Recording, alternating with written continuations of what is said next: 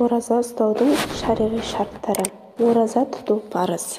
Рамазан айында ораза тұту шексіз ұлық Аллахтың үкім етуімен адамдарға парыз етілген. Ол исламның негізгі тіректерінің бірінен саналса, Аллах тағала айтты: «Ей мүміндер, сендерге бұрынғыларға парыз қылынғандай ораза парыз қылынды. Әрине, сақсынарсыңдар.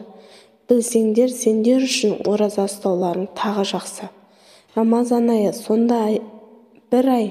Ол айда адам баласына тура жол және ақ пен қараны айыратын дәлел түрінде Құран түсірілген. Сендерден кім Рамазан айында болса, ораза ұстасын. Пайғамбарымыз Мұхаммед былай дейді: ислам 5 шарты бар. Аллахтан басқа тәңір жоқ, Мұхаммед Аллахтың елшісі деп куәлік ету, құлшылық қылу, зекет беру, қағбаға барып қажылықты орындау және Рамазанда ораза тұту. Ораза тұту тәртібі: тыйылуы, тамақ жеуге, ішуге және ерлі-зайыптылардың жақындасуына таң сәріден күн батқанға дейін тыйым салынады. Алла тағала Құран кәрімде былай деген: ақ жіп пен қара жіп ажыратылып танылғанша, таң ағарғанша жеңдер деп ішіңдер. Содан күн батқанша ораза ұстаңдар. Бақара сүресі 187 аят. Ниет екі түрлі болады. Біріншісі, күнделікті ауыз бекітер алдында сол күнгі ораза тұтуға ниет етеді.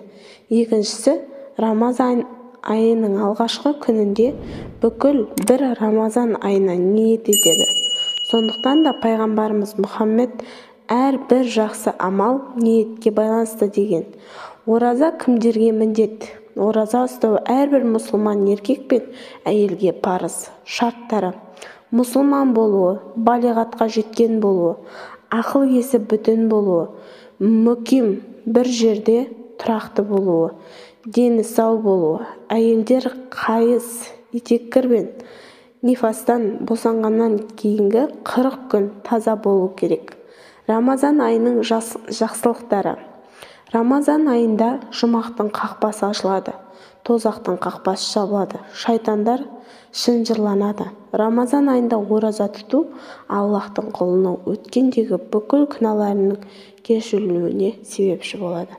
Шексіз ұлық Аллах. Оған мадақ ораза тұтушының, егер ол оразасын бұзбаса, дұға тілектерін қайтармайды.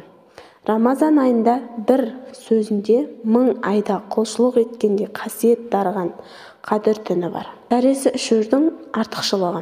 Сәресіге тұрып тамақ жеу мүстахаб. Биікті пайғамбарымыз: сәресіде тамақ жеңдер, өйткені сәресі тамағында берекет бар деген.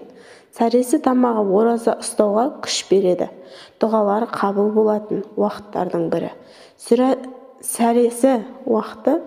Сәресіге тұрған адам тілектерін айтып, дұға етіп, Аллах тағаладан күнәларының кешірілуін сұрау керек. Сәресін ішіп болғаннан кейін аузын шайқап, осы дұғаны оқып, ниет етсе болады: Алла тағала үшін мүбәрак Рамазан айының оразасын ұстауға таңнан күн батқанға дейін ниет еттім деп дұға етіледі. Ауызашар дұғасы.